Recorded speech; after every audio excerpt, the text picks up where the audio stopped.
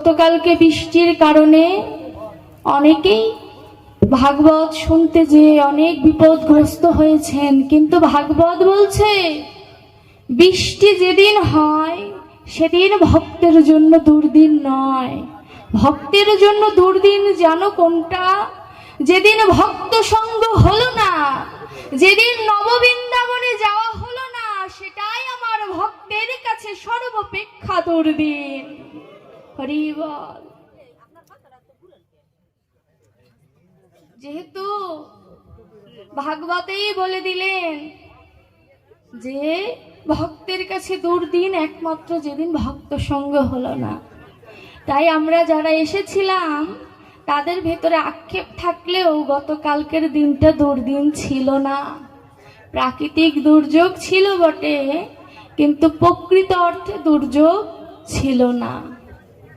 তাই আজকের দিনটাও অনেক সুন্দর কেটেছে। গৃহকর্তাদের আশীর্বাদ করবেন। হরি বল। আমরা সবাই গুরুদেবের চরণে আত্মনিবেদন করে, ভগবানের চরণে আত্মনিবেদন করে আমরা ভাগবত বন্দনায় প্রবেশ করব। জয় জয় ভাগবত প্রীতি প্রেমানন্দে গৌর হরি বল।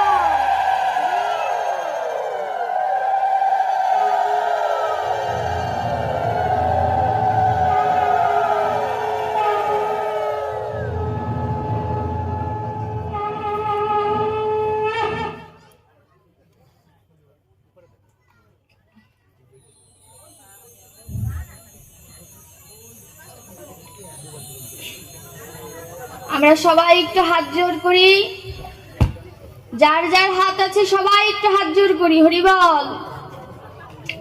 কাশী কাঞ্চি অবন্তী দ্বারাপতি তাদি তীর্থ পর্যটনে যাদি সঙ্গ প্রণং তাদি সং প্রণাদপি শ্রীমদ ভাগবতীয় কথা শ্রবণীতি জ্ঞাতা একদা নৈম শারণ্য গত বৈগুণ্য বিস্তৃত পুনম সকল জনগণ মান্য ভিগুনন্দন শোনকাদি ষষ্ঠী সহস্র ঋষিগণ শ্রোতা অমহর্ষ নন্দন শ্রী নন্দনন্দন চরণ প্রয়াণ পরম কারণিক শ্রী সুতমণি বক্তা। এদিকে ব্রহ্ম সাপগ্রস্ত সদা হৃদয়স্থ ত্যাগ ইন্দ্রপ্রস্থ গঙ্গা তীরস্থ মহারাজ ধীরাজ পরীক্ষিত মহারাজ শ্রোতা পরমহংস চূড়ামণি রসিক ভক্তগণের মুকুটমণি শীল সুখদেব গোস্বামী চরণ বক্তা। শ্রী শুকবাচ নারায়ণং নমস্কৃত্য নরং চৈব নরোত্তমং দেবীং সরস্বতীং ব্যাসং তত জয়মুদীরয়েৎ। জয় জয় শ্রী চৈতন্য জয় নিত্যানন্দ জয় অদ্বৈত চন্দ্র জয় জয় গৌর ভক্তবৃন্দ জয় রূপ সনাতন ভট্ট রঘুনাথ শ্রীজীব গোপাল ভট্ট দাস রঘুনাথ। এই ছয় গোসাইয়ের করি চরণ বন্ধন যাহা হইতে বিঘ্ন নাশ অভীষ্ট পূরণ। শ্রী শ্রী নিতাই গৌর সীতানাথ শ্রীবাস গদাধর পঞ্চতত্ত্বময় শ্রী শ্রী হরি পুরুষ সুন্দর। ওং নমো ভগবতে বাসুদেবায় ভগবতে বাসুদেবস্য। ওং নমো ভগবতে বাসুদেবায় ভগবতে বাসুদেবস্য। ওং নমো ভগবতে বাসুদেবায় ভগবতে বাসুদেবস্য। ব্যঙ্গময়ী স্বরূপায় শ্রীমদ্ ভাগবত গ্রন্থ মহাপুরুষায় নমঃ। ব্রাহ্মণেভ্যো নমঃ স্বজনেভ্যো নমঃ মাতৃগণেভ্যো নমঃ পিতৃগণেভ্যো নমঃ বৈষ্ণবগণেভ্যো নমঃ ভক্তগণেভ্যো নমো নমঃ।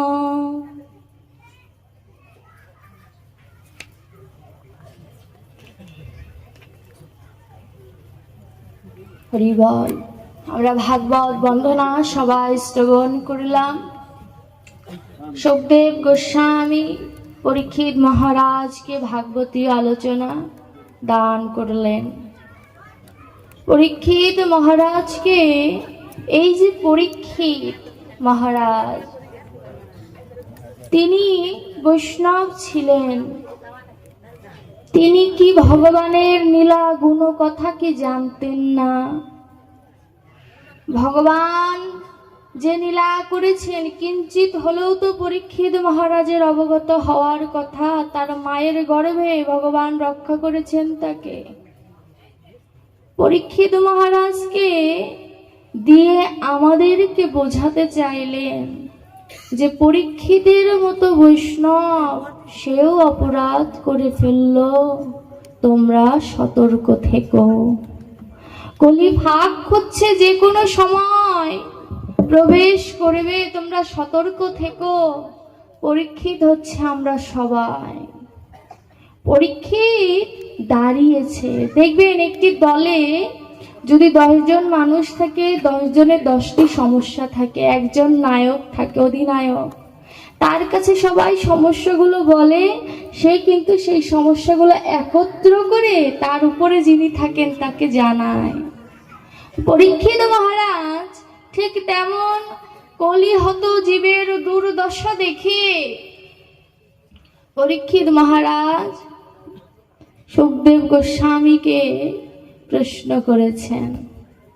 কারণ কলির সাথে যখন প্রথম পরীক্ষিতের দেখা হলো, তখন পরীক্ষিত কলিকে জিজ্ঞাসা করেছিল, কলি তুমি 5টি জায়গায় থাকবে তা তো বুঝলাম, কিন্তু তোমায় দেখতে কেমন হবে, তোমার যুগটা দেখতে কেমন হবে? তখন পরীক্ষিত বলল, মায়ের চুল থাকবে আমার হাতে, বউ থাকবে মাথায়, পরকীয়ায় লিপ্ত হব আমি, কেউ টের পাবে না, এমন ভাবে চলবো আমি, এমন ভাবে কুসংস্কার লটাবো আমি, ভাইয়ে ভাইয়ে দ্বন্দ্ব বাঁধবে, অপরের সাথে কলহ বাঁধবে।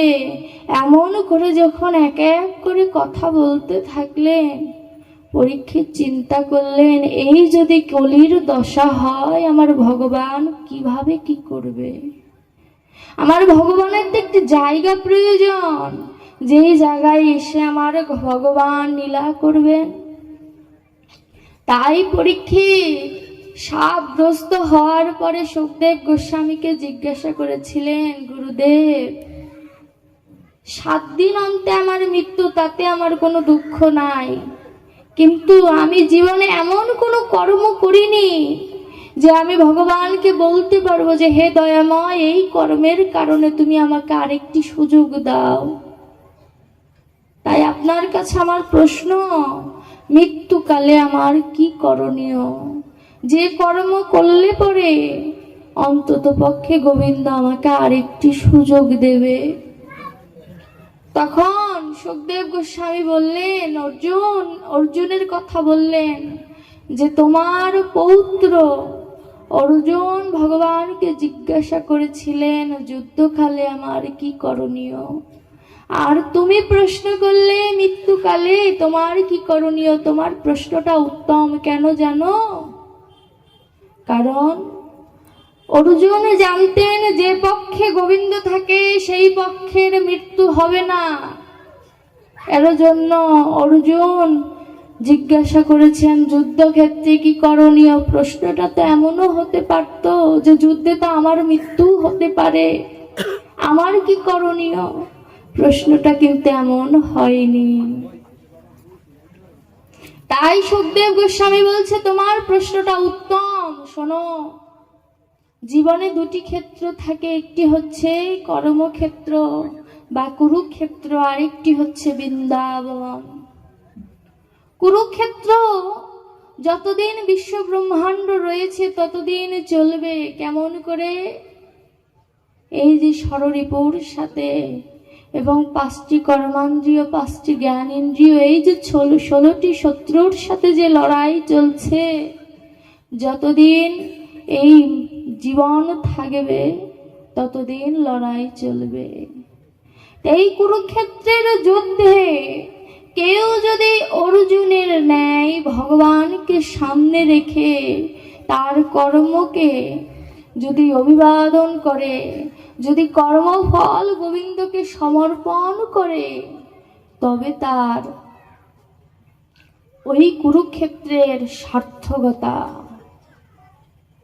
আর বৃন্দাবন, দেখবেন আমরা যদি কোনো কর্মে লিপ্ত থাকি, অবসর প্রাপ্ত হই, ওই অবসর প্রাপ্ত সময় কিন্তু আমাদের কোনো বাধ্যবাধকতা থাকে না। বলছে কুরুক্ষেত্রে যদি কেউ জয়লাভ করে, বৃন্দাবনে গেলে তার বাধ্যবাধকতা থাকে না। কেমন বাধ্যকতা থাকে না? তখন তো সে জয়লাভ করেই ফেলেছে, এখন তার চিন্তা হচ্ছে মুক্তি কবে পাবো। বার্ধক্য এলে যেমন আমরা আশায় থাকি, এই বুঝি প্রাণ চলে যায়, আর বোধহয় প্রিয় মানুষদের দেখা হবে না, সামনের বছর ভাগ্যে হয় কি না হয়, ঠিক তেমন কুরুক্ষেত্রে জয়লাভ করে যে বৃন্দাবনে প্রবেশ করতে পারে, তখন তার আর ইহ জগতের চিন্তা থাকে না। এই যে কুরুক্ষেত্র এবং বৃন্দাবন, সে তো বহু দূর, পাসপোর্ট ভিসা অর্থের প্রয়োজন। আমার তো অর্থ নাই, আমার শক্তিও নাই, চোখে কম দেখি, আমার কি গতি হবে? ভাগবত বলছে ভয় নাই।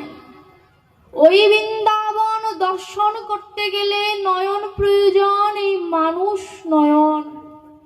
আর আমার দেহ বৃন্দাবন দর্শন করার জন্য প্রয়োজন ভক্তি নয়ন। আমার এই দেহ বৃন্দাবনটা দর্শন করতে গেলে ভক্তির প্রয়োজন।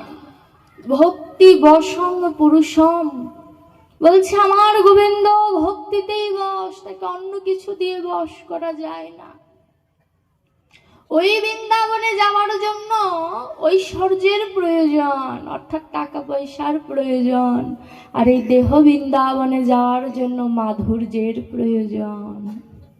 মাধুর্য কোথায় পাবো? আমি যে মাধুর্যের মাধ্যমে বৃন্দাবনে প্রবেশ করব, সেই মাধুর্য তো কোথায় লুকিয়ে রয়েছে? এই জগতে যেমন টাকা পয়সা ইনকাম করলে সেটা দিয়ে ভালো থাকা যায়, ঠিক তেমন কেউ যদি ভক্ত সঙ্গ করে তাদের চরণ ধুলি যদি সঞ্চয় করে রাখতে পারে, ওটাই মাধুর্য। আর ওই মাধুর্য যদি কেউ সঞ্চয় করতে পারে, তার পরপারের চিন্তা করতে হয় না, কারণ ওই চরণ ধুলির লোভ স্বয়ং গোবিন্দেরও রয়েছে। এর জন্য ভক্তের কোনো ভয় নাই, ভব পারে বৈতরণীর ঘাটে কোনো ভয় নাই ভক্তের। তা কুরুক্ষেত্রের যুদ্ধ জয়লাভ না করলে তার বৃন্দাবনে যাওয়া সম্ভব নয়। আমি বৃন্দাবনের মাধুর্যের কথা ঠিকই বললাম, কিন্তু কুরুক্ষেত্রে জয়লাভ করব কেমন করে? অর্জুন যখন যুদ্ধ করেছিলেন তখন তার অস্ত্র ছিল, আমার তো অস্ত্র নাই। তখন গোবিন্দ ছিলেন পরামর্শ দেওয়ার জন্য, কিন্তু আমার ভেতরে তো কোনো গোবিন্দ থাকলে কি হবে আমি তো অনুভব করতে পারছি না। গোবিন্দ আছে এটা সত্য, না থাকলে তো আমি থাকতে পারতাম না, কিন্তু আমার পরামর্শদাতা আমার কাছ থেকে লুকিয়ে আছে, কথাটা এমন নয়, আমি তার কাছ থেকে লুকিয়ে আছি। অর্জুন যেমন কুরুক্ষেত্রের যুদ্ধে অস্ত্র ধারণ করেছিলেন, সেই অস্ত্র আমাদের ভেতরেও আছে। কোন অস্ত্র? সেই অস্ত্র হচ্ছে হরিনামের অস্ত্র, সেই অস্ত্র হচ্ছে ভাগবত নামের অস্ত্র। এই অস্ত্র দ্বারা যদি কেউ তার ষড়রিপুকে তার আয়ত্তে আনতে পারে, ষড়রিপু কোনোদিন দমন করা সম্ভব নয়। আপনার ভেতরে যদি কাম না থাকে তাহলে কামনা আসবে না, আর কামনা যদি না থাকে গোবিন্দকে আপনি পাবেন কেমন করে? আপনার ভেতরে যদি লোভ না থাকে তাহলে আপনার ভেতরে ওই ভক্তের চরণ পাওয়ার যে লোভ সেটা তো কাজ করবে না। আপনার ভেতরে যদি হিংসা না থাকে তাহলে ওই ভক্ত পেয়ে গেল, আমার ভাগ্যে হলো না, এই কথা তো মনে জাগবে না। বলছে প্রয়োজন আছে, ষড়রিপুর প্রয়োজন আছে, কিন্তু ষড়রিপুকে গোবিন্দের চরণে সমর্পণ করে দাও। যদি চোর পুলিশের কাছে যদি হাত তুলে আত্মসমর্পণ করে, পুলিশ কি আর চোরকে মারতে পারে? ওই ষড়রিপু হচ্ছে চোর। কেমন চোর? এই যে তার বিশ্ব ব্রহ্মাণ্ড, এই বিশ্ব ব্রহ্মাণ্ডের সকল কিছুর মালিক হচ্ছে গোবিন্দ। তাকে না জানিয়ে, তাকে কিছু না দিয়ে আমি একা ভোগ করছি, তাহলে আমি চোর হলাম না? তো চোরও যদি চুরি করে, গৃহস্থ যদি টের পায়, পুলিশকে তো খবর দেবে। ঠিক তেমন এই যে 84 ক্রোশ যে মানব দেহ বৃন্দাবন, এই বৃন্দাবনে অনেক রত্নের খোঁজ যখন চোরটি পেল, এই সব রত্ন দেহ থেকে পাচার করে দিতে লাগলো। কোথায় পাচার করছে? আত্মীয় স্বজন পরিবর্গ সকলকে পাচার করে দিতে লাগছেন। কেমন? ভালোবাসা। তার প্রধানই হচ্ছে ভালোবাসা। কুমুদ বলছে, ওরে গদা, করবি যদি ভালোবাসা, আগে তোর বাসা ভালো কর। যদি ভালোবাসা করতে চাস, আগে তোর এই যে হৃদয়ের যে বাসাটা, সেটা আগে ভালো কর। বলছে, কুরুক্ষেত্রের যুদ্ধে অর্জুন অস্ত্র ধরেছিলেন, অনাসক্তির অস্ত্র। গোবিন্দকে স্মরণ করে তার আদর্শ মনে রেখে যুদ্ধ করেছেন। ঠিক তেমন আমরাও যদি গোবিন্দকে স্মরণ করে 5টি কর্মেন্দ্রিয়, 5টি জ্ঞান ইন্দ্রিয়, 6টি রিপু এবং পূর্ণাঙ্গ দেহ যদি গোবিন্দের চরণে দান করে দেই, গোবিন্দ কি গ্রহণ করবেন না? করবে। এটাই তার ধর্ম। কারণ তিনি বলেছেন ভাগবতে, দয়ালুম শরণং ব্রজেম। তার মতো দয়ালু এই পুরো ব্রজ ধামে নেই। তিনি যদি দয়ার সাগর হয়ে থাকেন, তবে তার করুণাই তার স্বভাব। কিন্তু করুণা পেতে গেলে তার আশ্রয়ে তো যেতে হবে। এই আশ্রয়ে যাওয়াই তো হলো না। দেখুন, জগৎবন্ধু সুন্দরের কলম দিলেন, প্রভু তুমি রহ মোর আগে, জীবনের পুরো ভাগে তুমি যাও চলি, পদচিহ্ন ফেলি আমি যাই সেই দাগে। বলছে, হে প্রভু, হে দয়াময়, তুমি আমার আগে থাকো। আগে শুধু থাকলে হবে না। বলছে, প্রভু তুমি রহ মোর আগে, জীবনের পুরো ভাগে, অর্থাৎ সম্পূর্ণ জীবন ঘিরে তুমি আমার আগে থাকো। তুমি পদচিহ্ন ফেলে যেই জায়গায় যাবে, আমি সেই পদচিহ্ন অনুসরণ করে তোমার পেছনে পেছনে যাব। আচ্ছা, গোবিন্দ যদি আমার সামনে থেকে চরণ চিহ্ন ফেলে ফেলে যায়, আমার কি কুপথে যাওয়ার কোনো সুযোগ আছে? কোনো সুযোগ নাই। আবার বলছে, বাড়ি উঠি যাই যবে ইন্দ্রিয় লালসা, বুদ্ধির পরাজয়, ভেঙে যায় যাবে জীবন ছন্দ, চিত্তের বিপর্যয়। বলছে, যেদিন ইন্দ্রিয় লালসা যখন বেড়ে যায়, আমার ভোগবৃত্তি যখন বেড়ে যায়, ঊর্ধ্বগামী না হয়ে যখন ধীরে ধীরে নিম্নগামী হয়ে যায়, তখন চিত্তের বিপর্যয় ঘটে। আমরা অনেক সময় বলি, চিত্ত আর মন একই বিষয়বস্তু। বলছে, চিত্ত আর মন একই বিষয়বস্তু নয়। বিজ্ঞান কি বলে জানে? শাস্ত্র তো বিজ্ঞানকে মেনে চলে। বিজ্ঞান বলছে, মন বলে কোনো বস্তুই আমাদের দেহে নয়, মস্তিষ্কই হচ্ছে মন। মন বলে আলাদা কোনো ইন্দ্রিয় আমরা যেখানে দেখাই, এটা হচ্ছে হৃৎপিণ্ড। ওটাকে মন ভাবি, কিন্তু ওটা কিন্তু মন নয়। মন কোনটা? যেখান থেকে চিন্তা আসে, যেখান থেকে বুদ্ধি আসে। তো বুদ্ধিটা কোথার থেকে আসে? এখান থেকে আসে, এখান থেকে আসে না। আর আমার শাস্ত্র বলছে, চিত্তের বিপর্যয় ঘটে। চিত্ত অর্থাৎ এক কথায় যেখানে আমার গোবিন্দ সাক্ষাৎ বিরাজমান, কিন্তু ওই চিত্তের উপরে ময়লা আস্তরণ পড়ে গেছে, তাই তাকে দেখি না। বলছে, চিত্তের বিপর্যয় ঘটে গেছে। আপনার আয়নায় যদি ময়লা থাকে, তখন ওই আয়না পরিষ্কার না করলে যেমন নিজেকে দেখা যাবে না, ঠিক তেমন চিত্তের বিপর্যয় যদি একবার ঘটে যায় তাহলে তার আর গোবিন্দ দর্শন হবে না। তাই বলছে বাড়ি উঠি যবে ইন্দ্রিয় লালসা, চিত্তের বিপর্যয় ঘটে তখন। আবার কি বলছে, হেরি যেন তোমাপদি পক্ষে আমারও সম্মুখ ভাগে, তুমি রহ মোর আগে। যখন আমার চিত্তের বিপর্যয় ঘটে যাবে তুমি দয়া করে আমার সামনে থেকো। কারণ সামনে থাকলে কি হবে জানেন, আয়নায় ময়লা পড়ুক আর যাই পড়ুক, চেহারা পরিপূর্ণ দেখা না গেলেও ছায়াটা কিন্তু ঠিকই পড়ে। তাই বলছে তোমায় তো আমি সাক্ষাতে দর্শন করার ভাগ্য পাবো না, কারণ আমার চিত্তের বিপর্যয় ঘটে গেছে। তবু তুমি আমার সামনে থেকো যেন তোমার ছায়াটা দর্শন করতে পারি।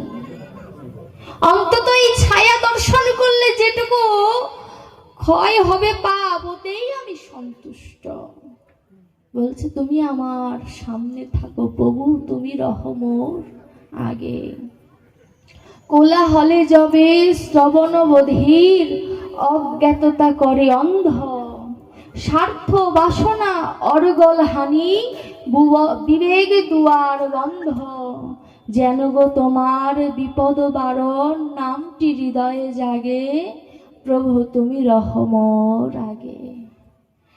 জাগতিক জগতের কোলাহলে, কোন কোলাহল, এই যে আমার এটা নাই, ওটা নাই, সেটা নাই, নাই নাই বলতে বলতে জীবনটার অর্ধেকে বেলা চলে গেল। এই যে কোলাহল শুনতে শুনতে শ্রবণটা বধির হয়ে গিয়েছে, কানে শুনি না। আচ্ছা, ইহ জগতের কথা বেশি শুনলে কি কান বধির হয়ে যায়? হয় না। কেন বলছে কথাটা? বলছে কোলাহল শুনতে শুনতে কান বধির হলো কেন জানো? কারণ সবই শোনা হয়, গোবিন্দের বাঁশির সুর তো শোনা হয় না। তাই বলছে শ্রবণ বধির হয়ে গেল। যা শোনার কথা ছিল তাই তো আমার ভাগ্য।